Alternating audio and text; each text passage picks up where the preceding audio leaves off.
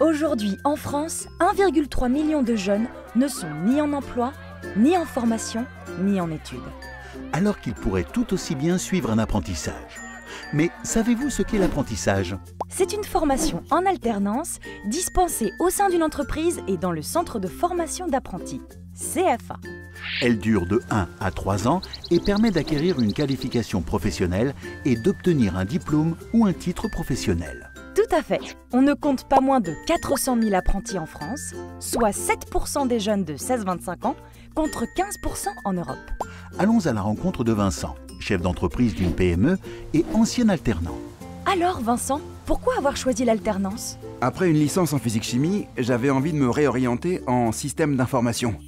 Je voulais une vraie expérience en entreprise, mais la passerelle paraissait difficile à franchir. En effet, les étudiants et leurs familles manquent cruellement d'informations. Exactement. J'ai dû les trouver par mes propres moyens, tout en essayant de convaincre mes parents qu'ils l'associaient à une voie de garage pour les mauvais élèves. Alors que c'est faux. La CFTC s'oppose à cette idée et souhaite que les mentalités changent. L'apprentissage offre de belles opportunités en comptabilité, ingénierie, artisanat, du CAP, BEP au Bac+5. Une fois apprenti, quels ont été vos avantages? En plus de mes avantages d'étudiant, j'avais les mêmes droits que les salariés. Tickets resto, congés payés et salaire attractif. Mais pas que, je pouvais aussi voter aux élections syndicales. Une nouveauté pour moi.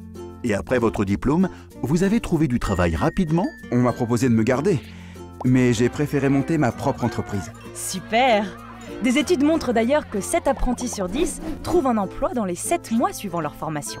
30 à 40% créent leur propre entreprise, comme Vincent. Et un jeune sur 2 travaille dans l'entreprise où il a fait son apprentissage. Pour la CFTC, participer à la concertation du gouvernement et la proposition de pistes de réflexion pour le rapport Brunet était naturelle. Surtout que ça a permis d'identifier des pistes d'amélioration. Avec votre apprenti, quels points vous ont le plus marqué?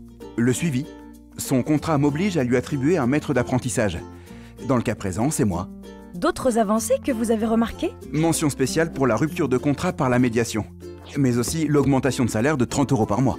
Voilà qui fait de l'apprentissage une voie d'excellence pour les jeunes et les entreprises. Le gouvernement prend à cœur ce sujet et a décidé de compléter ses propositions par de nouvelles mesures. En s'appuyant sur les recommandations faites par la CFTC.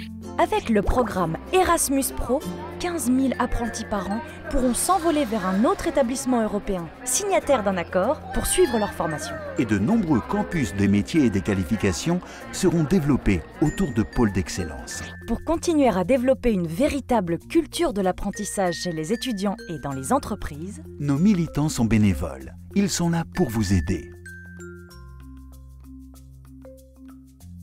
En partenariat avec la Massif.